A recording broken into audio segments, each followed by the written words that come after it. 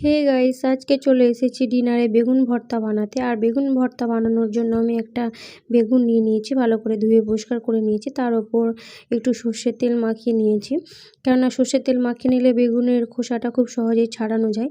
তো আমি গ্যাসে এদিকে রুটি ফোলানোরটা বসিয়ে দিয়েছি, আর বেগুনটাতে একটু আমি ফুটোও করে নিয়েছিলাম। তো এবার ভালো করে এপাশ ওপাশ উল্টে নিলে ভালো করে পুড়ে যাবে। প্রায় 5 মিনিটের মধ্যেই হয়ে যায় অবশ্য, বেগুন পোড়াতে বেশি যদিও একটা টাইম লাগে না। তো চলো তাহলে বেগুনটা এবার আমি ভালো করে পরিষ্কার করে নিই।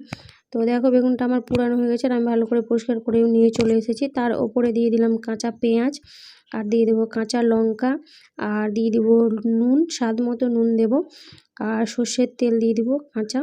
তারপরে ভালো করে আমি একটা কাঁটা চামচ নিয়ে নিয়েছি, কাঁটা চামচের সাহায্যে ভালো করে আমি মেখে নিচ্ছি বেগুন ভর্তাটা। আর কিন্তু এটা রুটির সাথে খেতে কিন্তু অসাধারণ লাগে, আর হ্যাঁ অবশ্যই গরম গরম খেতে হবে। আর আজকে আমার ডিনারে থাকছে রুটি, বেগুন ভর্তা আর চিকেন।